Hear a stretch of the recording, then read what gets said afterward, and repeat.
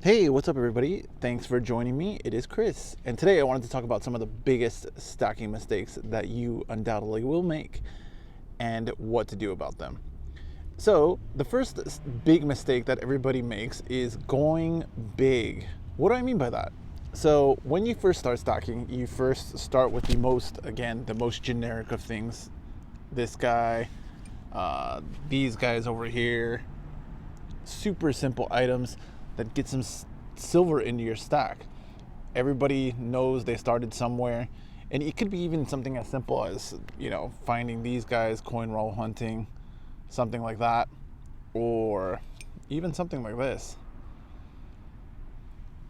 But what happens is, as you start to build that stack, you start to get an eye for, hey, I'm gonna watch a few videos, I'm gonna take a look at what other people are buying, I wanna get into the stuff that everybody else has. So what is that going to look like? So then you're going to start making purchases like something like this guy, right? Who doesn't know the Eagles and the Maples? You're going to get into these. All right, good choice, easy to liquidate, lots of recognizability. And then you start to see that, hey, it's a little bit more expensive than those buffaloes that I was buying, or those that junk silver that I was buying. But it's okay because, I'm going to feel good about these kind of purchases, right? Absolutely. But then you're going to start transitioning. You're going to start transitioning into things like this. What are you doing, Chris? That's what you just showed. No, it's actually not. So this is an incuse maple. So this is a maple where the maple leaf's actually incused into the coin. Definitely different. But if you saw them side by side, are they really that different? Actually, to be fair and to be honest, the Royal Canadian Mint just makes awesome stuff across the board. Even the regular maple, which is this one. It's a nice looking piece. The incuse maple, more expensive, definitely not quite seen as often. There's actually a version of this where it's like a super incuse, like a super deep one. That one's super cool, but I think it's like $300 for one coin. So 1 ounce of silver, it might be a 2 ounce coin. But 2 ounces of silver for $300? Probably not. Maybe at some point. But this is what I mean about starting to go big. It's either going to manifest in that way, or what you're going to do is you're going to start buying bigger bars. So you're going to start buying like a 5 ounce bar or a 10 ounce bar. You might even go up to a kilo or a 100 ounce bar, thinking that right after you buy, spot's going to skyrocket and you're going to make some money on the transaction. Now, with the whole Wall Street silver movement, I'm sure a lot of you have noticed that, after all of the hype, what happened? Spot came way down from high 20s, like 20, 29, almost 30, with some high premiums on top of that, to now where we are in the 22, 23 range. It's kind of bouncing around. Sometimes it gets up 24, but it's not that, it's nothing amazing. And I think that when you look at that, the Wall Street silver movement really did a disservice to stacking. Definitely to stacking. A lot of people are going to say, no, it's good. It's provided a lot of awareness. And no, it actually hasn't. It really hasn't. Not for stackers. For stackers all along knew that, again, stacking weight is the way to go. It's not about hyping the price. And in fact, when you do that kind of thing, you're actually doing a disservice to stacking because they can't buy.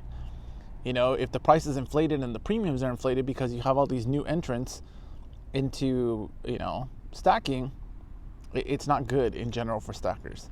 Now, as an investment, is silver an investment? Well, you're going to watch 1,000 videos that are going to tell you different things of whether silver's an investment or is it a hedge against inflation. And as one of the other channels that I watch, again, Potter Stacking, or Potter Stackers, I don't know why I always get that wrong. He was talking about that, it is a hedge against inflation over the long term. 100% accurate. It's not going to do anything for you in the short run. So if you're planning on holding for 6 months or a year, don't even take that into your equation because it's not going to happen. Just like the people who, even if you're a prepper and you've got some, you're stacking for prepping, I mean, it's highly unlikely that we would ever get to that type of scenario where the average person would even know the value of silver, let alone, be looking for it as a trade for something. Gold, that'd be different. But these are the things that you need to think of when you're, purchasing your stack. So when you go big, the reality is that 99% of the time it's just going to bite you in the butt. Now look at this guy. This guy's copper. This is, just a copper round. It's actually pretty beaten up. It's kind of funny to see. But even something like this, why do I have this? Because it reminds me that there's another metal out there that I have no exposure to, but that is pretty useful, especially in like an SHTF scenario. You kind of want to have a little bit of everything. But again, just one more thing that's added to my stack that when you think about it, why did I go big? Has it really benefited me? Not really. I mean, like I said, like my stack's big time underwater. If I really went through and looked at how much I've put into it versus what I have now, yeah, probably not. So one thing I was looking actually while I'm on the subject with the Britannias is whether the shield pops more on certain ones versus others. And if you look at this shield, see how it seems to be very kind of stands out. So this one's actually a 2021 and this one's a 2020, and I don't really see that same standing out on this one. It could be that this one's more worn, but very interesting. Something I've been looking at, like, is it just me or is that real? No, apparently it is real. But anyway, that's a definite issue that a lot of you are going to come up with when you're stacking. The second one is when you think about your stack, again, does any of it make sense? My stack definitely doesn't make sense. It's completely mixed of all kinds of different things. First, I started being all about weight. Let me get that weight so that way when prices skyrocket, like everyone on YouTube told me, I'm going to be in the money. Yeah, I've got thousands of ounces of silver and it's underwater. So there's that. Actually, you know what? No, the bigger bars in my collection are actually probably break even or a little bit in the green.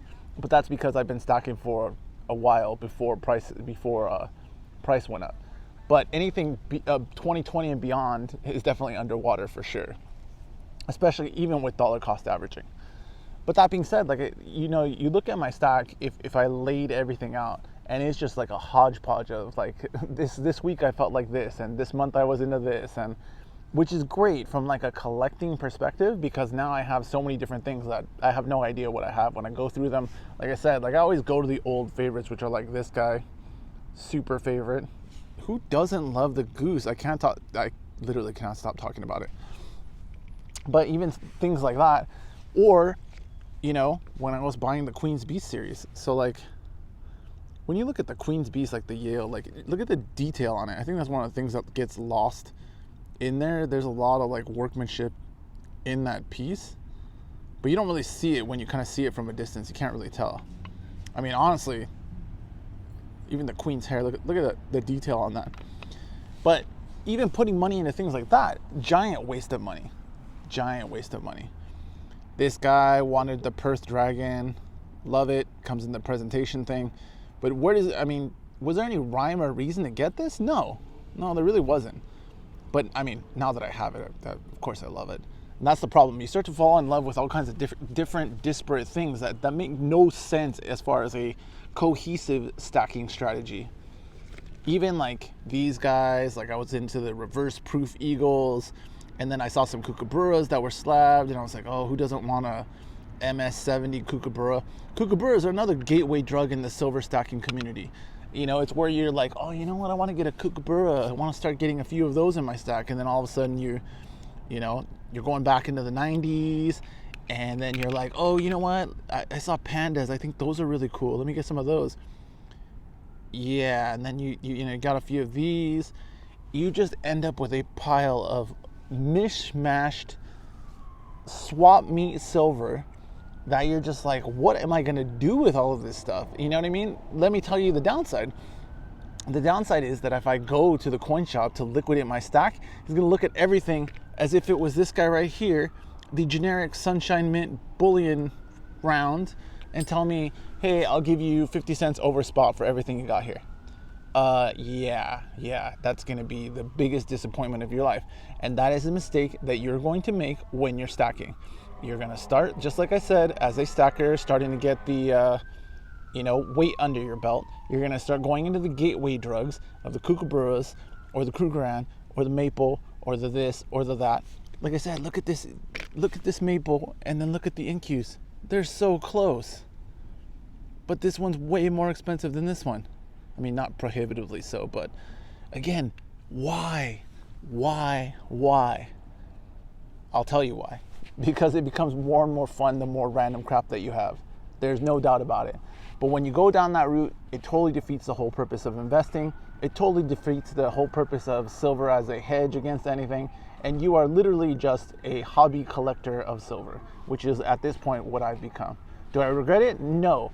But I promise you, this is the road that you're going down if you're first, watching your stacking videos and getting ideas.